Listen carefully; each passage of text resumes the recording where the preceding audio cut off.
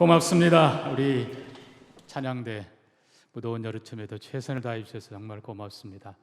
우리 한번 박수 한번 해줍시다. 축복합니다. 축복합니다. 오늘 이 자리에 다 없을 줄 압니다만은 우리 아이들 성경학교 수련회 한다고 우리 교사들 정말 수고 많습니다. 보이지 않지만 우리 교사들에게도 박수 한번 보냅니다. 축복합니다. 축복합니다. 저는 우리 교회가 예수님께 칭찬받는 교회이기를 원합니다.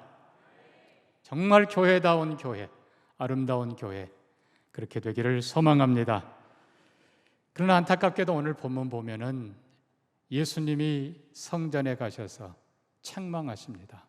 그냥 책망도 아니고 매매하는 사람들을 내쫓으시고 돈 바꾸는 상 뒤엎으시고 비둘기, 양 쫓아내시고 너희는 내 집, 기도하는 내 집을 강도의 소굴로 만들었도다. 주님 분노하시며 채찍을 휘두르십니다. 여러분, 이 표현은 강도의 소굴로 만들었다, 이 표현은 예레미야 7장에 나오는 표현입니다. 예레미야 선지자, 하나님의 영으로 감동받은 예레미야는 성전 안의 모든 우상과 죄와 악을 보면서 분노, 하나님의 분노를 표현합니다.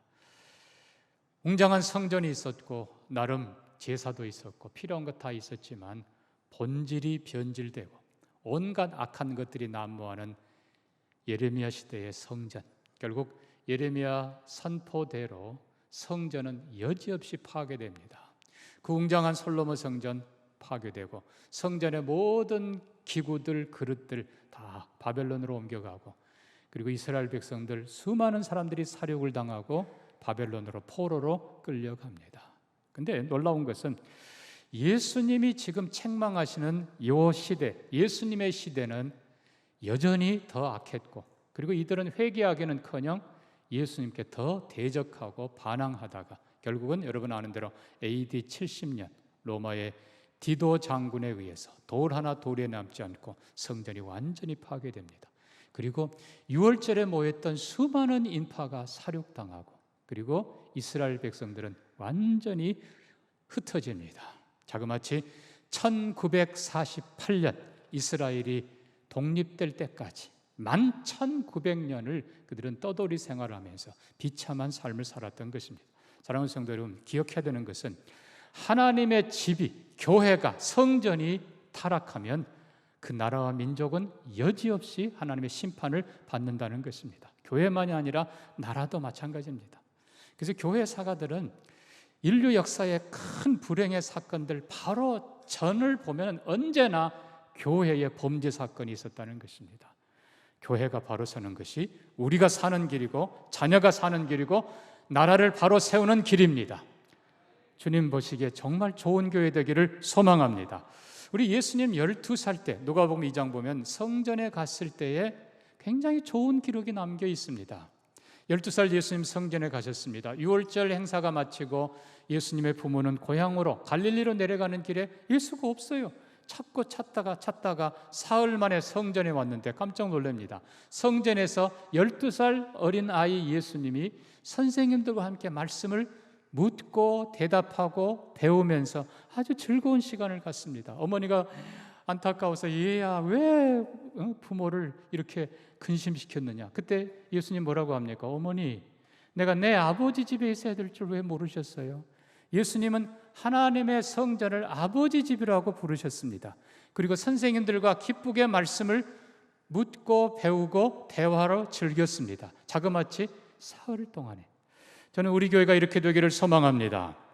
정말 우리 교회가 하나님의 말씀을 서로 나누고 묻고 대답하고 말씀대로 살기 위해 서로 격려하는 것 뿐만 아니라 어린 아이들, 여러분 그 12살 예수님이 자그마치 사흘을 성전에서 정말 내 집처럼 하나님 내 아버지 집 그렇게 살았다는 거예요.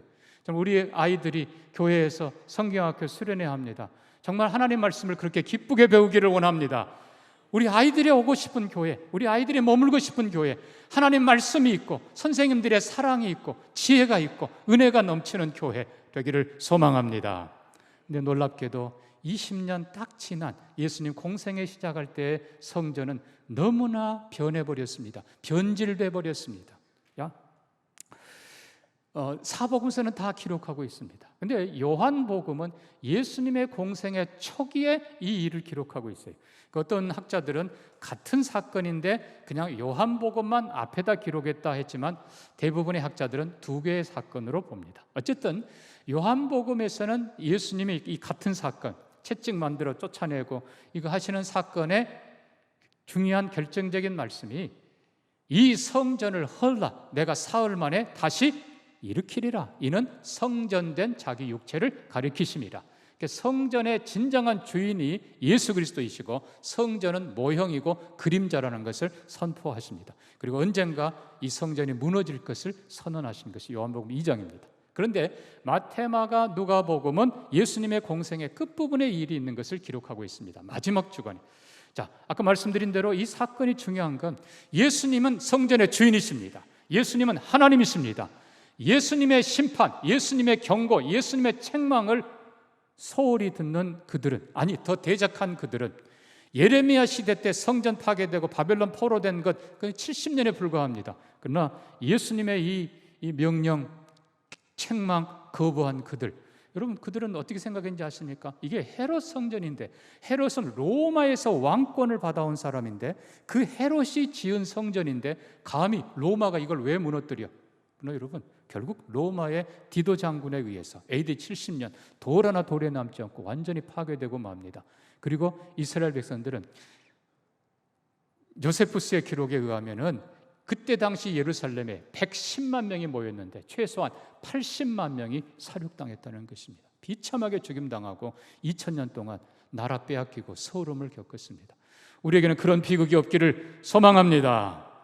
왜 변질되었을까? 결국은 여기 가장 중요한 단서 15절 보니까요, 대제사장들과 서기관들이 예수가 하는 일을 이상한 일이라, 기괴한 일이라, 저 있을 수 없는 일이라, 그리고 또 아이들이 찬미하는 걸 그냥 괴로워했고, 그리고 병든 자, 고통당하는 자, 억울한 자 못 들어오게 다 쫓아낸 거예요. 자, 여기에 지금 문제가 있는 것입니다. 자, 우리가 먼저 기억해야 될 것은 정답은 이겁니다. 예수님께서 먼저는 안식일에 대해서 말씀하십니다. 사람이 안식일을 위해 있는 것이 아니고 안식일이 사람을 위하여 있는 것이니라. 그러나 우리를 위해서 만드신 안식일이지만 우리가 주인이 아니에요. 하나님이, 정확하게 예수 그리스도가 안식일의 주인이십니다. 원리는 똑같습니다. 사람이 성전을 위해 있는 것이 아니라 성전이 사람을 위해 있습니다. 그러나 역시 기억해야 될 것은 성전의 주인은 우리가 아니라 하나님이십니다. 그리고 이 두 가지 원리만 확실히 기억한다면 성전도 안식일도 율법도 하나님이 예비한 모든 것도 다 우리를 위한 것이다. 그러나 우리가 주인이 아니라 누가 주인? 하나님이 주인이라는 걸 알면 변질되지 않습니다. 교회가 확실하게 설 수 있기를 축복합니다. 축복합니다. 자, 그런데 이게 어떻게 변질됐습니까? 대제사장과 서기관들이 기득권을 가진 겁니다. 자, 왜요? 자, 로마에 정복당한 나라, 로마에 굴복한 나라, 결국은 로마 총독에 의해서 대제사장이 임명을 받았습니다. 그래서 요 시대에 처음에는 그냥 괜찮은 사람 세웠지만 나중에는 돈 많이 갖다 바친 자가 대제사장이 됐어요. 그래서 희한하게도 원래 대제사장은 한 사람이에요. 죽어야 다른 사람이 나옵니다. 그러나 예수님 때에는 안나스가 있고 그의 사위 가야바가 둘 다 대제사장이었어요. 이것 자체가 벌써 잘못된 것입니다. 자, 어쨌든 엄청난 돈을 들여서 그 자리를 샀기 때문에 그 돈을 다시 뽑아내야 되잖아요. 그래서 이 안나스 때부터 성전에서 재물, 인정받은 흠없는 재물이라 도장을 찍어주고 엄청난 폭리를 취하게 했습니다. 그러니까 결국 장사꾼도 살고 결국은 그 돈이 안나스에게 들어가는 거예요. 대제사장에게. 자, 중요한 건요, 하나님의 재물을 모독한 것도 중요하지만 더 중요한 건 기득권 세력이 교회를 성전을 장악했다는 것입니다. 이 기득권 세력은 거기서 멈추지 않습니다. 대제사장과 서기관의 세력들이 모든 것을 장악을 하고 똑같이 강한 자들, 건강한 자들이 병들고 약하고 그리고 억울하고 하나님 앞에 은혜를 구하는 자들을 내어 쫓았습니다. 성전은 거룩한 것인데 너희가 들어오면 부정탄다. 그들을 이방인의 뜰 밖으로 몰아낸 겁니다. 자, 오늘 본문에 보면 맹인과 전원자들이 등장합니다. 그들이 올 수 있는 것이 바로 이방인의 뜰까지였어요. 실은 장사하던 자리가 이방인의 뜰이었어요. 실은 거기도 이방인들을 위해서 하나님이 배려하신 은혜의 자리입니다. 근데 그거를 장사 소굴로, 거기다가 폭리를 취하는 강도의 소굴로 바꿔버렸습니다. 그리고 말씀드린 대로 눈먼 자들, 고통당하는 자들, 억울한 자들, 하나님께 은혜를 구하러 왔는데 오지 말라고 쫓아냅니다. 자, 그뿐입니까? 어린 아이들이 성전에서, 여기도 마찬가지로 그 이방인의 뜰입니다. 노래를 합니다. 호산나. 왜요? 바로 전에 예수님의 예루살렘 입성이 있었습니다. 어른들이 부르는 그 노래를 따라 불렀던 거죠. 그거를 대제사장 서기관들이 불쾌했습니다. 결국 이 말은 어른들이 아이들을 무시했다는 것입니다. 이게 결국 기득권이 총체적으로 대제사장과 서기관뿐만 아니라 어른들이 아이들을 짓밟고 강한 자들이 약한 자들을 무시하고, 그게 바로 강도의 소굴인 것입니다. 그러나 하나님께서는 정반대로 바꾸기를 원하십니다. 주님이 원하시는 건 뭡니까? 자, 먼저 14절부터 보니까요, 맹인과 저는 자들이 성전에서 예수께 나오매 고쳐 주십니다. 연약한 자, 병든 자, 억울한 자, 그들을 위해서 예수님께서 오히려 치유해 주십니다. 대제사장과 서기관들은 너희들이 오면 교회가, 성전이 부정타니까 가라, 교회는 거룩한 것이니까 더러운 자들은 가라 하지만, 오히려 예수님은 누구든지 죄 있는 자는 오라 하십니다. 병든 자 오라 하십니다. 고통당하는 자 오라 하세요. 그들을 불러서 치유해 주십니다. 교회는 사랑의 치유가 있는 곳이어야 됩니다. 그러기 전에 교회는 상처를 주지 않아야 돼요. 그래서 세상은, 강도의 소굴은 강한 자가 약한 자를 짓밟는 곳이지만, 교회는, 성전은 강한 자가 약한 자를 돌보는 곳입니다. 배려하는 곳입니다. 감싸주는 곳입니다. 마찬가지로 어린 아이들이 멋모르고 막 조금 전에 있었던 예루살렘 입성, 어른들이 호산나 다윗의 자손이여, 그 노래를 아이들이 막 따라 불러요. 그거를 가뜩이나 기분 나빠했던 대제사장 서기관들이 애들까지 부르니까 그냥 막 분노하고 화를 냈던 겁니다. 당신도 듣습니까? 예수님께 따집니다. 그때 예수님 뭐라고 하십니까? 말씀에 시편 8편 2절입니다. 시편 8편에 갓난 아이들과 젖먹이들의 찬양을 온전케 하리라 한 말씀을 읽지도 못했어요. 오히려 예수님이 그들을 책망합니다. 이게 무슨 얘기예요? 갓난아이, 어린아이들 그냥 흥얼거리면서 어른들이 부르는 노래를 따라 부릅니다. 교회에서 어른들이 부르니까 찬양 따라해요. 예, 처음엔 그렇습니다. 그러나 어린아이조차도 하나님의 은혜가 그들의 마음에 느껴지고, 어린아이들조차도 예수님이 얼마나 좋은 분인가를 알게 되면 그들의 노래를 부르게 될 것입니다.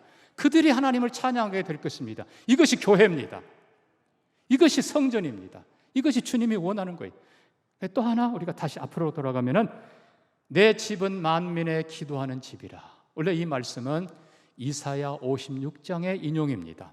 이사야 56장 6절에 또 여호와와 연합하여 그를 섬기며 여호와 이름을 사랑하며 그의 종이 되며 안식일을 더럽히지 아니하고 나의 언약을 굳게 지키는 이방인마다, 유대인만이 아니라 이방인마다 여호와와 연합하여 그들을 나의 성산으로 인도하고 기도하는 내 집에서 그들을 기쁘게 할 것이라.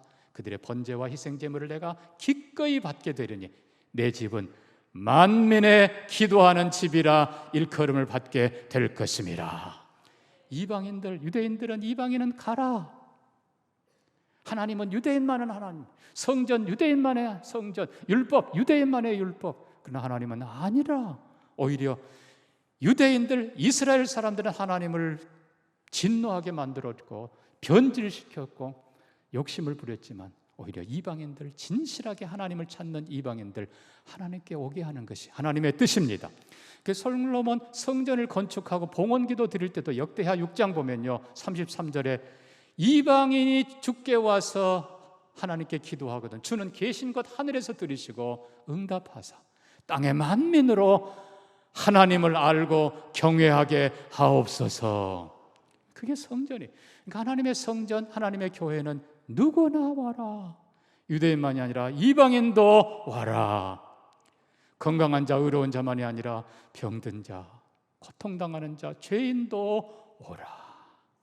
어른만이 아니라 아이들도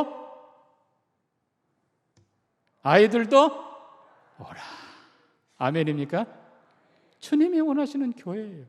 주님이 원하시는 성전이에요.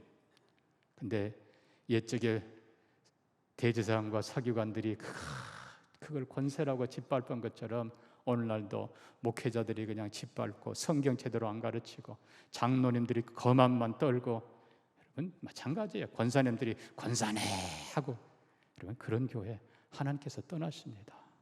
나중에 변질되면은 강도의 소굴이 돼버리고, 여러분 그걸로 끝나지 않는다고 그랬어요. 예레미야 때 다시 기억하십시오. 예수님 때 기억하십시오. 회복하지 않은, 거룩하게 회복하지 않은, 본래의 목적으로 회복되지 않은 성전 비참하게 하나님께서 무너뜨려 버리시고, 자그마치 헤롯이 46년, 실은 50년 넘게 지은 건물인데 봉헌하고 채 10년도 못 돼서 완전히 다 돌 하나 돌이 남지 않고 헐어버리십니다. 교회다운 교회 되기를 소망합니다. 성전다운 성전 되기를 소망합니다. 그래서 직분 받은 자들이, 기득권자들이, 건강한 자들이, 어른들이 연약한 자 더 배려하고, 처음 온 사람 더 배려하고, 약한 자, 아이들 더 배려하면서 하나님이 기뻐하는 교회 되기를 바랍니다. 치유의 역사로 감사의 찬양의 소리가, 아이들이 감사해서 교회에서 찬양하는 그 찬양 소리 가득한 교회 되기를 소망합니다. 자, 그런데 우리가 다시 본문을 보면 회복돼야 될, 치유가 회복되고 아이들의 찬양이 회복되고, 이 모든 것이 앞서 첫 번째 회복이 내 집은 만민의 뭐라고요? 기도하는 집이라고 표현하고 있습니다. 아니, 예배 처소, 제사 드리는 곳, 이런 표현은 다 빼버리고 만민의 기도하는 집이라는 표현을 쓰십니다. 예수님 말씀은 이 모든 것에 앞서 가장 먼저 기도가 회복돼야 된다고 말씀하고 계시는 겁니다. 그럼 도대체 기도는 뭔가? 자, 우리가 맨 처음 성막으로 돌아가 봅니다. 성막은 출애굽기 보면 성막이라고도 쓰지만 Holy Tabernacle, 그러나 동시에 또 회막이라고도 씁니다. Tent of Meeting, 만남의 자리. 자, 그렇습니다. 여러분, 처음부터 성막 혹은 회막은, 성막은 거룩하니까 너희는 오지 마라가 아니에요. 하나님께서 성막으로 모세를 부르세요. 이스라엘 백성들을 부르세요. 자, 중요한 거는 성막, 그 다음에 나중에 성전, 하나님의 은혜와 자비와 축복이 위로부터 내려옵니다. 그리고 우리의 번제와 찬양과 기도가 하나님께 올려집니다. 위로부터 하나님의 은혜가 임하고 아래로부터 우리의 감사와 기도가 올려져 만남, 이것이 바로 회막입니다. 하나님과의 만남. 자, 그래서 회막 혹은 성막, 성전, 본질은 똑같습니다. 중요한 건 여러분, 우리가 하는 일 중에 이 제사가 제일 중요한 일인 건 사실인데, 만약에 제사가 말 한마디 없이, 뜻 하나 없이 그냥 양 죽여서 그냥 불태워서 다 번제로 올려드리고 아무 표현도 의미도 없다고 그러십시오. 그거는 형식뿐만 아니라 그거는 사욕입니다. 양을 잡아 죽이면서 하나님, 죄 지은 자는 나입니다 라는 고백이 있어야 돼요. 내가 죽어야 되는데 하나님의 은혜로 이 양이 대신 죽습니다. 이 양은 훗날 자기 몸을 찢겨 우리에게 구원을 주신 예수 그리스도이십니다. 우리가 그 그리스도를 바라보며 이 양을 바칩니다. 여러분, 이 표현, 이 기도, 이것이 본질인 것입니다. 그래서 훗날 예수 그리스도가 십자가에 죽으실 때 성전 휘장이 찢어지면서 모든 제사가 완성되었습니다. 그러므로 히브리서에 보면 이제 더 이상 양과 염소의 피로 제사 드릴 필요가 없습니다. 그러나 히브리서 13장 보면 이제는 그 예수 그리스도 안에서 찬미의 제사로 하나님께 드리자. 이것이 우리의 제사니라. 찬미의 제사. 이 찬미라고 하는 건 유대인들은요, 시편입니다. 이 시편은요, 노래이면서 동시에 시이면서 동시에 기도입니다. 여러분, 시편 제목들을 쭉 보십시오. 모세의 기도, 다윗의 기도. 결국은요, 이제는 형식은 이제 필요 없어져요. 예수님 안에서 완성됐기 때문에 다 형식은 폐해버리고 이제 뭐만 남아요? 기도만 남습니다. 그래서 성전의 본질은 기도인 겁니다. 하나님이 위에서 주시는 은혜, 그것이 말씀이고 구원이고, 우리가 하나님께 올려드리는 찬양도 기도이고 다른 게 다 한마디로 말하면 다 기도인 거예요. 이 교회는 기도가 본질입니다. 돌아보면 성막, 성전뿐만 아니라 구약에 나타난 모든 믿음의 사람들은 다 기도하는 사람들이었습니다. 아브라함, 하나님과 대화하는 기도의 사람. 이삭, 묵상하며 늘 하나님을 되새기던 기도의 사람. 야곱, 하나님의 은혜를 간구하던 사람. 기도의 모양과 이 습성은 조금 다르다 해도 본질은 같습니다. 모세, 늘 하나님께 묻고 하나님의 가르치심을 배우고 하나님의 명령 듣고 그리고 순종했던 모세와 대화하시던 하나님, 대화의 기도거든요. 여호수아, 전쟁을 치러야 돼요. 여호수아는 그의 기도가 선포였습니다. 태양아 머물러라, 달아 멈춰라. 선포하는 것도 하나님의 이름으로 이것도 기도예요. 한나, 사무엘의 어머니, 하나님의 마음을 깨달은 자, 그 기도, 마음을 깨닫는 기도. 사무엘, 기도하는 죄를 범하지 않겠습니다. 기도가 본질인 줄 알고 기도했던 사무엘. 엘리야 어떻습니까? 기도로 하늘을 닫고 또 하늘을 열었던 사람 엘리야. 여러분, 다니엘 마찬가지예요. 모든 구약의 성도들은 기도하던 사람들이었습니다. 물론 이제 우리가 다음에 또 신약에 기도하던 사람들 말씀드리겠습니다만, 기도가 왜 이렇게 중요한가? 기도가 우리 모든 신앙의 삶의, 성도의 삶의 본질이기 때문에 그렇습니다. 기도가 본질이야. 자, 여러분 보십시오. 기도는요, 신앙 고백입니다. 우리가 하나님을 향해서 전능하신 하나님라고 부를 때 우리는 하나님의 전능하심을 믿습니다. 거룩하신 하나님라고 부를 때 하나님의 거룩함을 우리는 고백합니다. 좋으신 하나님 고백할 때 우리는 하나님의 선한 분임을 우리는 고백하는 것입니다. 뿐만 아니라 하나님 아버지라고 부를 때 하나님의 나의 아버지 되심을 고백하는 거예요. 그래서 기도는 신앙 고백이에요. 이 고백이 없으면 하나님과 관계가 없는 거예요. 그래서 기도 속에 하나님을 향한 믿음의 고백, 사랑의 고백, 감사의 고백, 찬양의 고백, 하나님께 올려드리는 여러분 되기를 바랍니다. 하나님은 기다리고 계세요. 우리가 고백하기를. 그냥 아무 말도 없이 생각도 없이 그냥 아까 말씀드린 대로 그냥 양 죽이고 뭐 사실 이거는 사르게 불과한 거예요. 예배도 마찬가지예요. 여러분, 예배 전에 기도하시기를 바랍니다. 예배를 위해 기도하고 순서 맡은 이들을 위해 기도하고 가정을 위해 기도하고 찬양대를 위해 기도하고 교사들을 위해 기도하고 목사님을 위해서. 기도한 사람은 은혜가 넘칠 것입니다. 꼭 보면 기도 안 한 사람들 보면 결국은 설교 듣는 것도 그 모양이에요. 여러분, 기도는 믿음의 고백이고 기도는 사랑의 수고입니다. 말로는 사랑해 하면서 아이들 위해서 한마디 더 기도하는 사람은 그 영혼을 저주로 몰아가는 사람이, 마귀에게 뺏기는 사람이, 정말 자녀를 사랑하는 사람은 자녀의 영혼을 위해서 간절히 기도하는 사람입니다. 하나님께서 반드시 그 영혼을 붙들어 주십니다. 교회도 마찬가지예요. 나는 교회 사랑합니다. 그만큼 기도하는 사람이어야 돼. 아멘입니까? 기도하는 사람. 나라와 민족을 위해서 정말 누가 애국자예요? 기도하는 사람이 애국자예요. 기도가 참 사랑입니다. 기도가 진정한 희망입니다. 기도가 소망이에요. 살아있는 소망. 우리는 기도를 통해서 정말 내가 원하는 걸 하나님 앞에 구하는 것입니다. 어떤 크리스천 자매가 시집을 갔는데 웬걸 남편이 교회 생활 좀 하는 줄 알았는데 거의 엉터리 뿐만 아니라 집안은 미신에 찌들은 집안이. 그 표현을 보니까 세상에 이해가 안 돼요. 개 있잖아요, 개. 개를 묶어가지고 집 출입문에다 이렇게 달아놨대요. 그게 뭐 귀신을 막아준대나?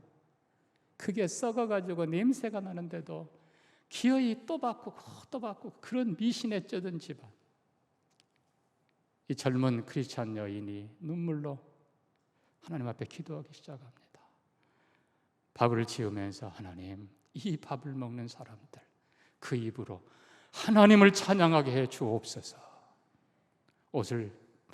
빨래를 하면서 하나님, 이 옷을 입는 우리 식구들 이 옷 입고 하나님께 예배하러 가게 해 주옵소서. 눈물로 매일 기도합니다.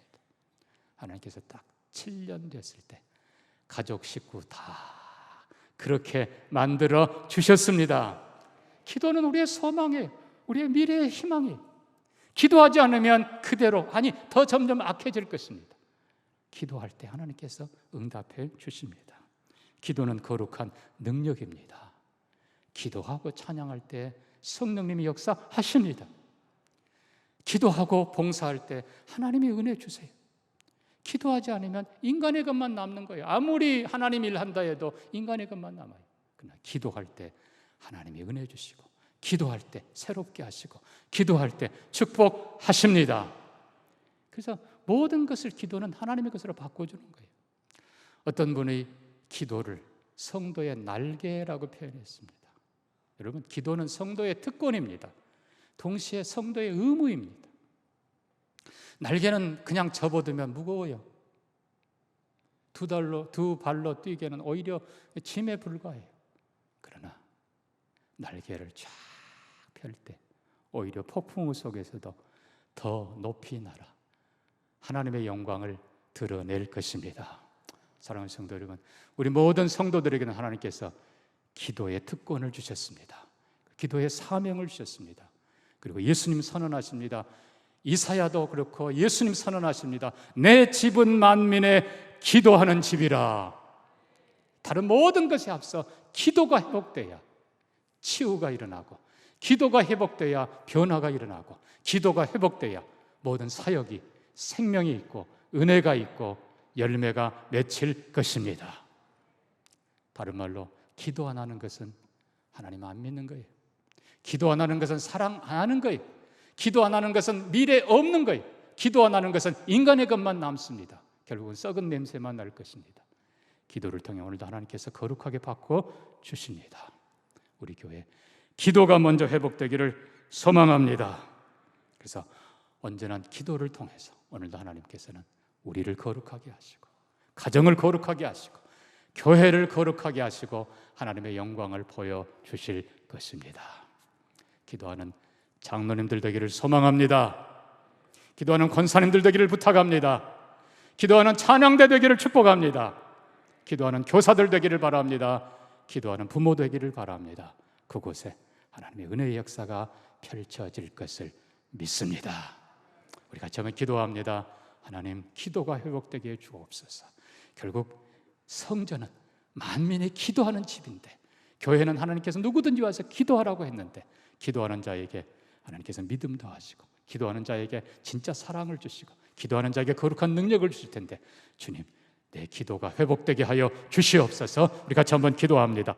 하나님 아버지, 주님께 책망받는 변질된 교회가 아니라 주님께 칭찬받는 은혜로운 교회 되기를 원합니다. 치유의 역사가 있는 교회 되기를 원합니다. 우리 아이들도 기뻐하는 교회 되기를 원합니다. 연약한 자들이 와서 새롭게 되는 교회 되기를 원합니다. 이 모든 것에 앞서 기도가 회복되도록 축복하여 주시옵소서. 기도하는 성도들, 기도하는 직분자들, 기도하는 모든 봉사자들 되도록 은총 내려 주시옵소서. 주님 함께 하시기를 구하오며 예수님 이름으로 기도합니다. 아멘.